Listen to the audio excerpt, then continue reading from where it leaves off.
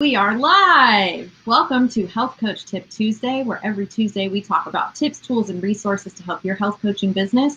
We're here every Tuesday on Facebook and YouTube Live at 12 p.m. Pacific, 3 p.m. Eastern. I'm your host, Jess Delfino, and this week I have guest Evan Transue, who is also an FDN course advisor, to talk about the FDN approach to men's hormones. How are you doing today, Evan?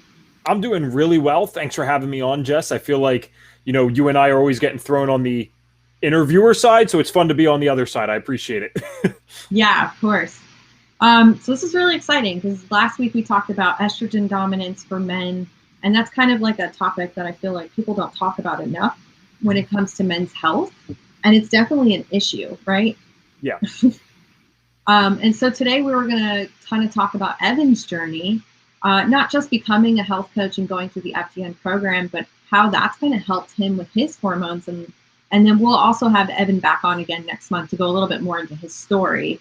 But today we're just going to kind of talk about the hormone testing and what that looks like as an FDN. And then as a man, how that's really affected you. I'm sure people will be super interested to know. But today, if you guys comment below, then we are going to send you a link to be able to book a call with one of our course advisors so that you can also learn how to use hormone tests with your clients. So put that on the screen and let's go ahead and just get into it. So Evan, when you came to FDN, you ran like all of the tests that we run as students, and one of those was a hormone test, right? Yeah, absolutely. And it wasn't looking too good, Jess. Really? Yeah, I was a 21-year-old guy at the time. And like I said, or like you said, I know we're going to go into the story the next time I'm on. But at that point, I dealt with a lot of health issues in my life. So that's my little preface with it. But still, a 21-year-old guy should not have tanked hormones, right?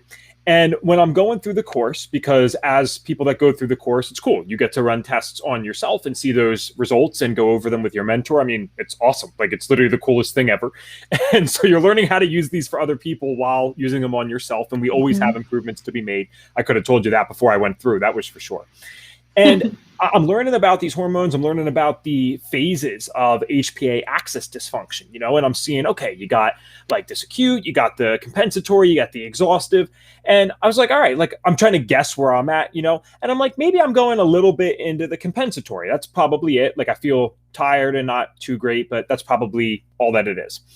And so I get my results back, and not that this is ever promoted by FDN. In fact, it's not promoted at all, but as a human, I just got it in my head that, there was like good and bad results. And I just remember seeing myself be in the beginning of the exhaustive phase, not the compensatory one.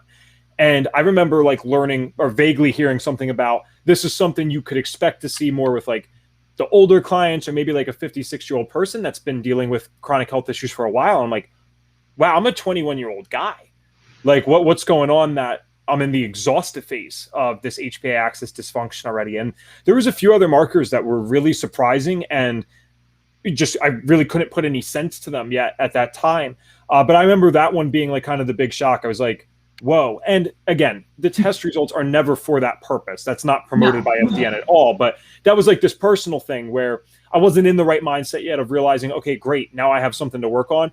I was kind of on a pity potty. I was like, wow, like I thought I'd already done this great stuff. How am I still here? Like I was eating organic. I was eating vegetarian. I'm living better than all of my friends. And at 21, if I took a shot of alcohol, I have a hangover the next day and I can go watch my buddy that played football kill half a handle of vodka and then wake up 4 hours later for his job. I'm like, what am I doing wrong? Because I'm living better than all of these people.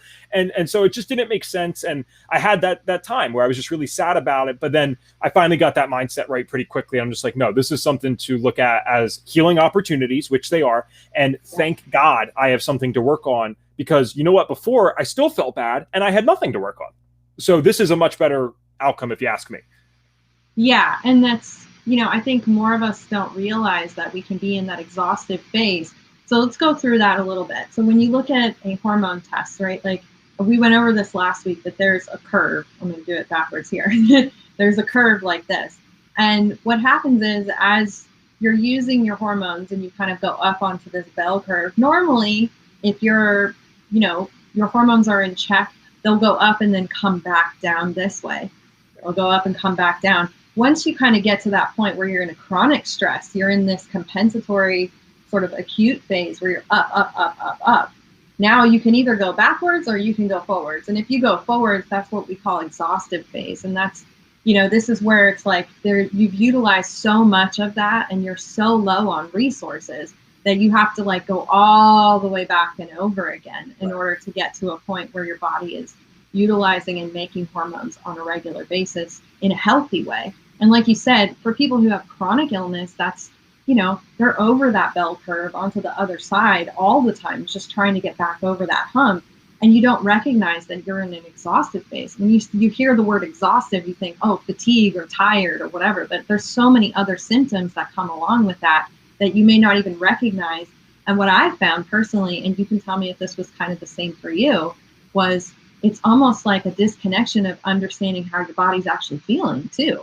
Like you think you can go, you're trying to keep up with what, like you said, like your friends who are playing football and like trying to do all the same things that they're doing, but you're already starting with like a half cup every day. And so you can't keep up with them, and it's fine. Like there's nothing to get down about it, but you have to understand that you got to go and do a little bit of work to refill that cup so that you can stand up and work alongside and do the same things that other people are doing. You hit a few nails on the head, in my opinion, but one of the main ones was just, having that disconnect between how you're actually feeling and what's showing up on the labs or what's going on. Because, if I never had health issues, I always make the joke, I would have been like a lawyer, real estate, Wall Street, not in the stereotypical unethical way we think about those. I mean, in the hustler sense, like, let's go work, let's go get that money type of thing. I have that drive and mindset, and I'm working like a dog at that time, 7 days a week, grinding, trying to build something for myself. And I think that was another humbling thing about the results. I'm just realizing, this isn't working. Like I can work hard, I can be dedicated. Dude, you can't do 80, 85 hours a week. Like this isn't going to work. Your body is not made for that. So you choose what you want. Hanging in there for another 7-8 years and then hoping that after you make millions of dollars, you can figure this out. Or why don't you try to live a much more realistic life? And hopefully that'll actually work out because you'll be able to better serve people one day. And thankfully, I've seen the latter come true, because yes, it's undeniable. I took a bigger financial hit by not working as hard. I mean, I can't deny that. But now that I'm stable and my health is good, not only can I be more present for the people that I'm serving, whether it's with work or speaking or something, but I also have a better story now too. So I'm in the health space, you know what I mean? And everything kind of just works out really well. So, we need to get back to that connection between how we're actually feeling and then what to do when we feel that way. Because in America, and I know we have people all over the world that watch this, but a lot of FDNs are in America. In America, when you feel bad, it's not rest. It's, oh, well, we push through. You take something for feeling bad and you continue to do the work. That's not sustainable. That's not going to keep working in another 2 generations. It's not working right now. Mm-hmm. No, exactly. And I think especially for men, a lot of the stereotypes throughout the ages have still kind of, they're breaking down somewhat, but at the same time, they're still prevalent, right? Like if you go to football practice, for instance, and guys having a little bit of a hard time, they tell you, oh, walk it off, or, just push through. And it's this like we are stronger than we think. And it's not to say that we aren't, but having rest to be able to recover properly actually puts you ahead further and faster than to try to push through. And then, like you said, in a couple years, then you're dealing with even more serious problems. And I can understand how mentally that can be a little bit stressful on a guy, because we don't really give the same attention to men in the health space to taking care of yourself and self-care. That feels very feminine and it feels very women's side. But I've been seeing a lot more men now starting to take that on and really owning that, which is fantastic. Absolutely. We always have a joke in my household. Now, I love my dad to death, but he meets that stereotype to the T. And he's always felt good for the most part too. Like he works outside, like it's not his fault, but we'd always laugh because like my mom's had chronic health issues, so did I. And like you could be vomiting at like 5 a.m. and like, you got school that day and the bus is coming soon. And you're like, Dad, like I can't go in. And he'd be like, have you tried showering yet? Like, that was always his thing. He was like, try showering and like going outside. It's like, dude, that is not the answer for this, you know? But he is a guy. He's just going to keep pushing. And, you know, I had that in me too. But I thankfully got to see both these wonderful things from my dad and mom. And my mom pushes herself as well, or pushed herself. She's gotten that better under control with her chronic health issues. And I got to see, I need to balance this. Otherwise, my fate's going to end up being pretty similar. So I'm very thankful that I got to see those things. Yeah, that's awesome. And so, okay, so you go through the FDN program, you get this test, right? So what do you start doing that, you know, once you kind of got over your little pity party and, you know, came to the realization that like, no, this is all for the betterment. I need to know these things, right? Like, I think getting over that mental block first is a huge first step that anybody needs to go through, right? Anytime you have a diagnosis or you see something, even on the lab test as an FDN, it can be really hard to not focus on it, right? But these are just, all of these labs are just more tools for us to help clients and to find better strategies on where to focus so that we can find where we need to offer support or offer some healing. So for you, what was your next step after that? Once you got your test, like how did you start implementing some strategies or supplementation? And then how long did they really start to see that those efforts were working in your favor? Yeah. So before FDN, like I said, I was eating organic. I was doing all these good things. One of the biggest things that I missed is I didn't sleep. And I don't mean that I didn't necessarily get 8 hours. I meant I did sleep completely wrong. I was someone that would go to bed at 2, 3, or 4 in the morning, and I would sleep till 10, 11, or 12, respectively. And I genuinely just had ignorance. I thought 8 hours was 8 hours. I'm like, I feel okay enough when I wake up. I sleep through the night. Fine, I'm doing the right thing. And I never knew how much more beneficial the sleep could be if you followed like a proper circadian rhythm. You know, we're diurnal animals. When the sun goes down, we are supposed to sleep. And when it comes back up, we wake up. You know, that's how humans are supposed to be. So despite my best efforts, I was working way too much and too hard, and I was not sleeping and resting properly. So that was one of the first things I changed, actually. So supplements aside, protocols aside, I was like, you know what? This is an easy win. And as a 21-year-old male, I still wanted to go out with my friends, not to the bar. I wasn't into that type of thing, but like I liked hanging out with them late. I'm like, it's time to give some of this stuff up. Like I have to choose what's more important to me because I've been sick my whole life. Is it going out and hanging out with these people who are drinking anyway? Or is it, I need to take care of myself and honor what I need? And you know what? That was actually really tough. It's a lot tougher than it sounded. It was the thing I was most resistant to give up. I would have ate carrot sticks for every single meal, but put up that sleep schedule. I wasn't willing to do it at the time. And I finally made that decision, and I've never looked back. I mean, that was over 4 years ago now, and I'm always early to bed, early to rise type of guy, and I feel better. And better things have come in my life too, because it's kind of weird not to get too far out, but like when you give that type of stuff up, you know, there's other benefits that come with it. Because now I only associate with people who go to bed on time and wake up on time. And it turns out, in general, those people also have different habits normally, and they're usually more positive ones. I'm not saying this universally, but you get what I'm saying. Anything permitted increases. So allowing that one good habit change into my life actually led to a bunch of other things. Now, for more juicy stuff that I know practitioners want to hear, we definitely did do some supplementation at the time. And I used the licorice root extract, which I always thought was really kind of cool.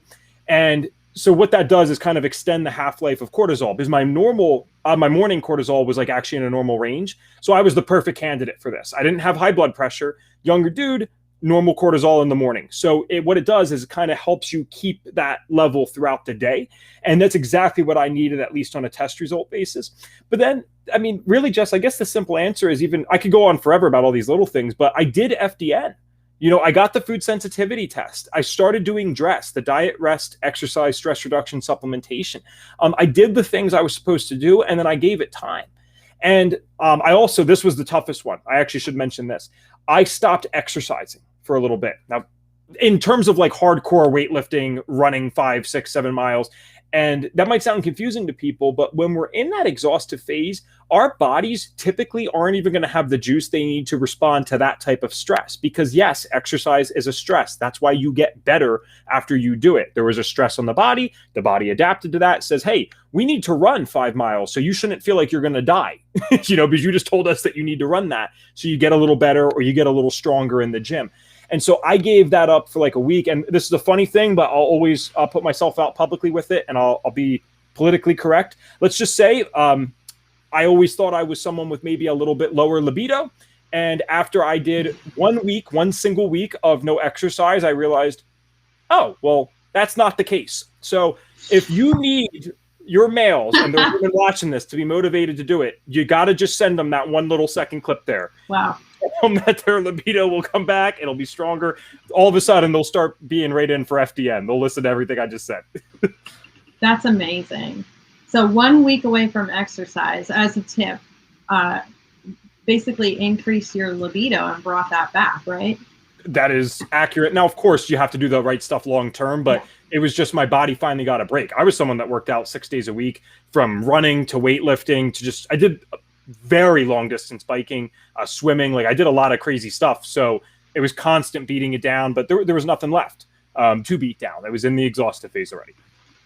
Yeah, that's such a good thing. Like, talk about dress, right? Like you said, you were already doing the food. You were eating organic. You were eating well. I'm sure your, macronutrient ratios and stuff, and then running the food sensitivity to pull things out so you give your body a chance to heal and not be constantly bombarded, and then the rest part seems like it was such a big part for you because, like, I don't know, it's hard when you're young, especially too. Like, you go through high school, you get into college, like, you're out doing your own thing. Maybe you're starting a job or you're starting a business, and like, you have to be up all the time and doing stuff, and you don't realize how detrimental that is to you overall. But not just sleep, it's also doing restful things. Like, it's relaxing during part of the day. It's like sitting outside and enjoying nature. It's going for walks. It's, it's other stuff too. It could even be yoga for men. Like, I know a lot of men don't do enough stretching, and that could be so beneficial to just kind of like move in such a slow way to really calm the body down, because it can be so up and hyper. And then the exercise portion of it too. Like, yeah, it's one thing to be able to go and like prove something to yourself and like build some muscle and do some stuff up, but you have to also be listening to your body and taking those times that you need to rest, whether it's just for a couple days or it's a week or it's even a month. And I know that can be really, really hard, because I know that especially for men, exercise can be such a stress reliever. Playing a sport can be such a stress reliever. It can be a really helpful with mental stability and like all of that kind of stuff, especially a sport. Like, if you get that camaraderie with people and, the competitiveness kind of gets out and comes out, and you might feel like, oh, if I take a week off, or even if I take a month off, I'm going to lose what I've worked toward. I'm going to lose that traction that I'm getting. But really, like what you're saying is that sometimes just taking that little break can replenish so much that you're utilizing, and then really help to jumpstart you to go even further and even faster and even more after that. And then obviously going into the stress reduction and supplementation, I think it comes after all of those things that you really have to address first. Absolutely. And yeah, I wasn't even thinking about the sports. Yeah, I mean, I was playing basketball competitively. It was like a pickup league at the Y, but I mean, it was serious while you're there, I was doing that 2 hours a session. I mean, 2 or 3 days a week. So there was, just looking back, it's like, yeah, there was an insane amount going on for someone that was already dealing with these types of things and had the chronic health issues. It just didn't work. And I challenge everyone, especially the men listening, because there's this drive to succeed and like just dominate. And that's what you want to do. And like, I'm sorry, like, I know that some of these aren't politically correct terms. Like, that's this feeling that we get sometimes. It's not working in today's world. I promise you, no one long-term that is my age, 25, is going to be able to do that 70, 80-hour week thing long-term. Because I had chronic health issues when I was young, it doesn't matter. The world, there's too many stressors. There's too much TV. There's too much, blue light at night type of thing. There's too much lack of exercise for many people. There's too much crappy food. There's too much pesticides. The human body, no matter how genetically gifted you are, I don't think can take it anymore. And I think everyone that is born today, or was even born maybe 2 or 3 decades ago, there's a time limit. There's a finite amount of time that you can keep pushing before you will find a diagnosis in your life. I'm not trying to scare you. I'm not big on like fear-based stuff, but it's something to think about.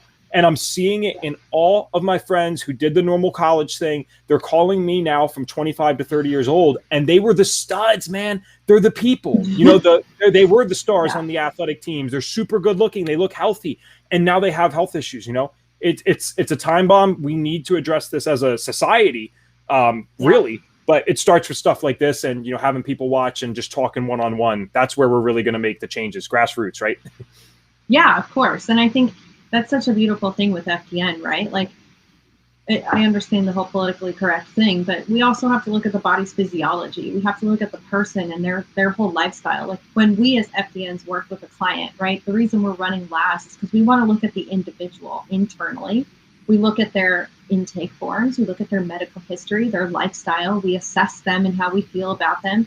We look at so many different aspects, and we definitely have to take into account the physiology, the gender physiology. I mean biological gender, not what you assume or you want to be called or anything like that. Like, there are physical differences, physiological differences that need to be worked out and worked through depending on what's going on with you.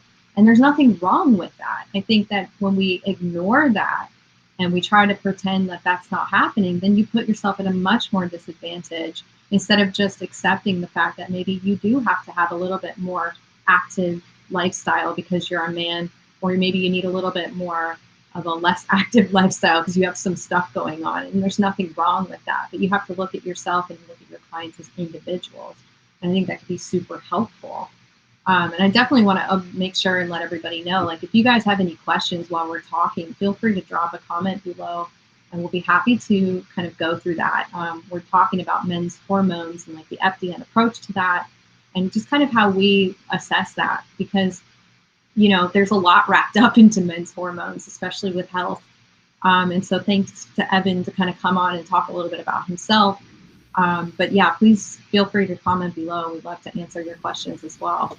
And while we're waiting for some stuff, I'm happy to throw some things in. I do see Fallon, that's my girlfriend. She said, "This is great, having lunch and learning. We're glad we can help." Fal just graduated from the FDN course. Awesome. Literally like 3 or 4 days ago. She's probably one of the most recent grads. That's cool. But one other thing I wanted to add is the progesterone thing, because I know I had mentioned that to you. And this just shows the bio-individuality of everyone's bodies and what they can do when they're under stress. Especially, I feel like FDNs, more often than not, aren't really working with like 20 somethings, especially like early 20s. So maybe, who knows, maybe these things just look different if we ran a bunch of tests on a bunch of 21-year-olds. I don't know.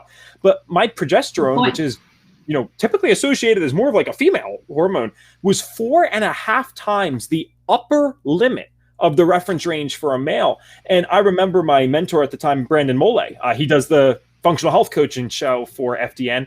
He's been here for like 10 years. He said, he's like, "I will be honest with you, Evan, I haven't seen that." I haven't seen that, so I'll try to figure out what that could be. And it was so high that he ended up, and he said it in like the most polite way, but I could tell what he was getting at. He was more or less asking like if I was hooking up with an older woman, because he couldn't understand how I would be getting this other than like actually getting a cream, like literally something being put on my skin.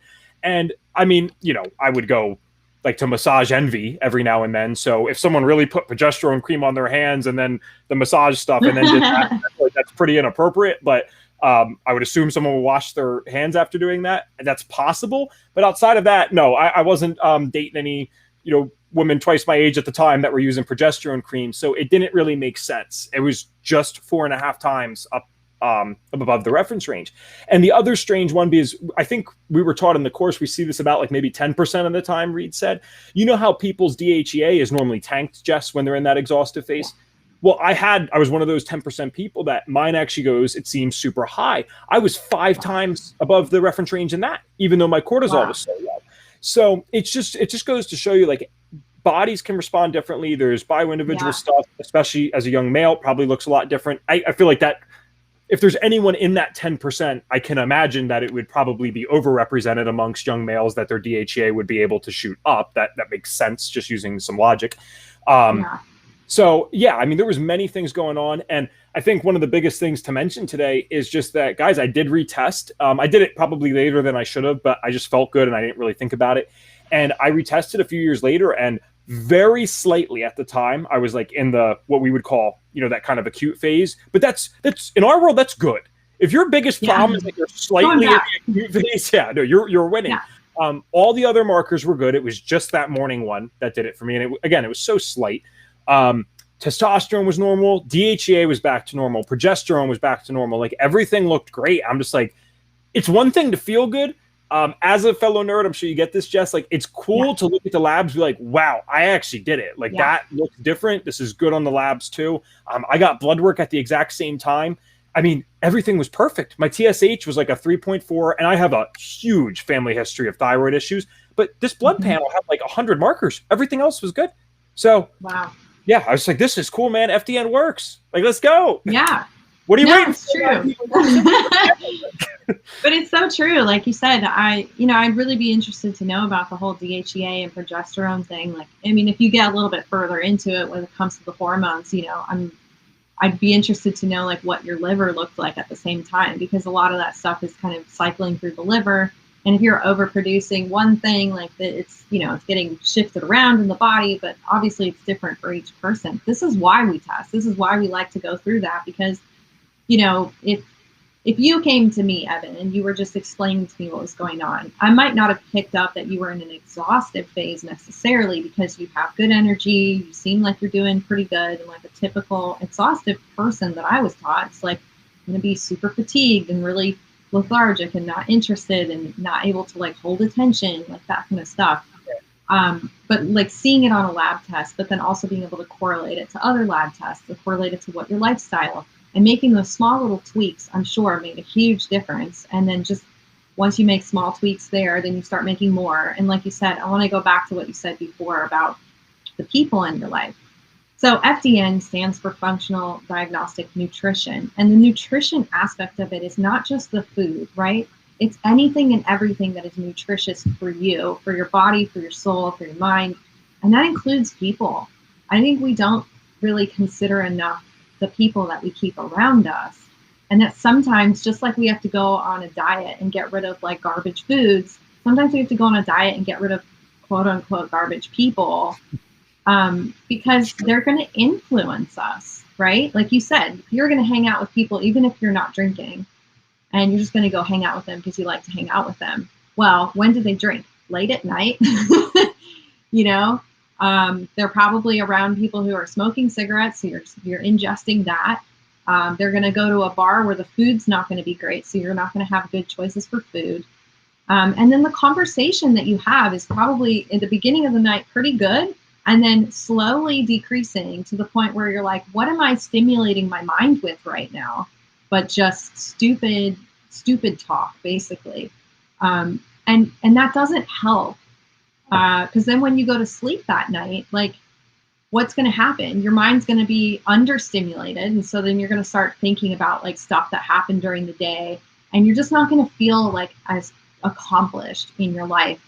I've found that. And I've known, especially with men around me, like when they started, like you said, taking away the people who are not really promoting the kind of life and man they want to be, and instead like allowing those kinds of better people with better habits and better lifestyles to come in, it changes the way you see things, but it also changes the way you see yourself. And I think that's a huge part of being able to stick with this long term, and then also to be able to relate this to your clients, because if your clients see that you're walking the talk and you're doing this, they'll feel more comfortable to want to follow that also.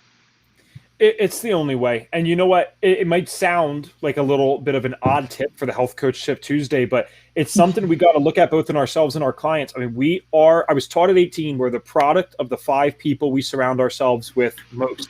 And if I'm trying to get healthy, if that's one of my main objectives in life right now, who are those 5?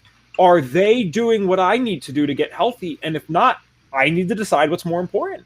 And it's not that you can't ever see those people. They just can't be in that top 5. They can be 7, 8, 9. That's cool. But they can't be the top 5, because the top 5 always, always, always rub off on you given enough time. I have tested it. I have tried to fight that principle. I have said I am better than it and I'm going to win. I lose every time. So I finally just adopted it completely. Well, and I'll even challenge that further. Like, not just the 5 people, but like maybe the 5 habits too. Right? Like, what are the 5 habits you do the most? Is it, are they 5 healthy habits, or are there some in there that maybe you can adjust or get rid of, right? Like, one of the ones that I think is really prevalent, and this goes for any person today, is, being on a computer or being on social media. Like, that it can be for work, but if you have time limits and you have restrictions in your discipline, as long as it's not something in your top 5 of like, if you look at an hour every single day, what are you doing the most in that hour? What are the 5 things? How is that influencing your life? Is it influencing you in a good way or a bad way? And it's the same with people. It's the same with habits. It's the same with where you live. Like, I think that is a great thing to apply to anything and everything across the board. What are the top 5, whatever it is that you're doing? And is this really promoting health or not? And if it's not, then those are areas that I think that you can work on. Shouldn't get down on yourself about it, but they're definitely areas that you can probably work on better, and it'll help you to maybe pinpoint what those are. Sure. As technical as we get with FDN, and we do get technical, trust me, stuff like that can't be overlooked. I mean, what you just said is essential. And again, we need to be doing that as coaches, and we also need to make sure our clients are doing that in one way or another, because you throw someone in the wrong environment, dude. And again, that's a better way to say it, is the environment, because that can be TV, that can be media, that can be job situation or relationships that they have or don't have. If those are wrong, man, you can give them the protocols, you can have the lab results. It's going to fail eventually. It just doesn't work. So we got to have that stuff right. I love that that's a welcomed challenge. I definitely agree with everything you said there. It's one of the reasons. I mean, I gave up TV pretty much at the same time I started FDN. Now, if I was a comedian, I would have to have TV in my room, because I got to study people and do that stuff. So nothing is good or bad. It's, what do I want? Where am I going? Okay, what fits that? That's what's good or bad for you then, Yes, and everything in moderation too. Even good things too much, like you were saying, like too much exercise can be really detrimental, but not enough exercise is also detrimental. So I think it's balance, right? And like you said, you have to find what fits. Like if you have a trajectory of what you're trying to do, and this applies so much to men, because I think there's so much pressure put on men just in general about, whatever is happening in life. Like there's always so much pressure put on men. Not to say that there's not pressure put on women, but I think there's a different type of pressure put on men. That, if you look at what kind of a man do you want to be, what kind of a family do you want to have, what kind of a future are you trying to build, what kind of a career, like pick those things and then see what fits in all of that. Where do those kind of come together? Because sometimes you have to make a choice, like maybe going after that type of career isn't going to give you the kind of home life that you want, and which one's more important. And that can change throughout your life too. Like you said, when you're younger, you want to go after that job as a lawyer, or, to be working all the time to build a business as an entrepreneur. But then maybe somewhere along the line that shifts and you're like, well, I'm really want to have a family now. I want to slow down.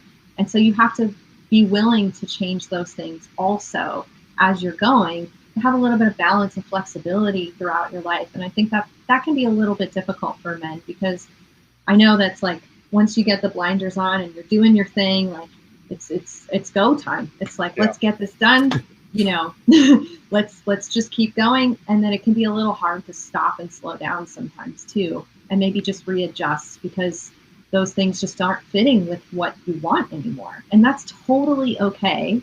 And I think is more strong. It makes a stronger man, it makes a stronger person, and it makes a stronger clinician and practitioner too, because that, that flexibility is what we need for our health in general. And that's why we got to find people who are they actually want to get healthy, and it's a dominating thought. You know what? I'm not saying that if we all had a choice and a magic wand could be waved, we wouldn't choose to be healthy. Of course we would. But there's only so many things that a human being can really focus and put effort to at a time. And so you got to be taking on people that are really obsessed with doing this and actually have good motivations to do so. There's a guy, Earl Shoaff, he passed away many years ago, but he was a mentor to Jim Rohn, who was a mentor to Tony Robbins, as much more people would probably know. And Earl Shoaff was given a conference or a lecture, whatever, and I remember listening to the audio, and he said he was doing it for different reasons, but it matters for this. He said, I bet if I asked this room, what do you want? 98% of people couldn't tell me. And he's right. We don't know what we want. And so it actually is sitting with ourselves, just like we need that awareness, Jess, of like, how do we feel? We need that awareness of who am I? What do I stand for? And what the hell would I actually want from life if social media didn't exist, if my parents weren't telling me what to do, if my friends weren't telling me what to do, if I didn't see everyone else going to some really fancy college and feel the societal pressure that I need to do that? who is Evan Transue, who's Jess, who's Fallon, my girlfriend, watching. Like, we need to figure those things out. And yeah, leave it to Ev. We talk about hormones and then end up in personal development. I'm sorry. But see, but they go hand in hand, I think, right? I think so too. Yes. I think that they all go hand in hand. I mean, hormones are great, and then, you know, you can pull the tests up and you can really dig into them. But then you have to understand too that your hormones influence the way you think, they influence the way you're able to build muscle, the way you're able to build, you know, your life and look at other people and even relate to people. And so I think it all goes hand in hand that way. Like, hormones rule us and give us the ability to feel better or feel worse. And so, you know, when you really start to understand that, like getting into the science, it ends up being very easy, really, because you can look at a test and you can say, oh yeah, your progesterone's here, your testosterone's here, you're this, you're that. But then how do you relate that to how somebody's feeling and how they're acting and reacting? Because I'm sure that at the time that you started FDN, you ran those hormone tests, your mindset, the way that you looked at life, the way you looked at yourself was very different to you years later running that test again after you've implemented these strategies and been on this path. Like, I'm sure that correlated very, very closely. 100%. And, you know, it's not that I don't still work hard or have large ambitions, you know, but I learned what the limit is. How do we do this practically? And in a way that I can still maintain health, because to me, health is a goal. There are people out there that work is more important than even their health. And we all know those types of people. And you know what, dude, if you're happy doing that, we're all going to die one day. I'm not here to tell them what to do or what not to do, but that I wasn't happy. I wasn't happy with that. I don't want severe acne. I don't want to feel like crap. I don't want to have panic attacks. That's not worth $100,000 a year. Like, to me, like, or sorry, you know what I meant by that. Like, that wouldn't be worth hundreds of millions of dollars a year, like, to feel that way. So to me, I'm like, all right, the health's got to get taken care of first. And then, you know what, that stuff, when you make something a priority like that, it happens a lot quicker than you'd think. Doesn't mean it's easier overnight, but it does happen a lot quicker than you think. And then I sit here 25, almost 26, and it's like, okay, feel overall pretty good, and I can start getting back to work and still have plenty of time left in this life. And this would also be true if you were 56 listening to this. Like, Colonel Sanders started KFC at like 65. You know, I wouldn't recommend starting a KFC. Just personally, you know, not my thing, not get kind of against the fast food thing, but you could start a healthy one at 65. It's really never too late. You know? Totally. So let's end this with one.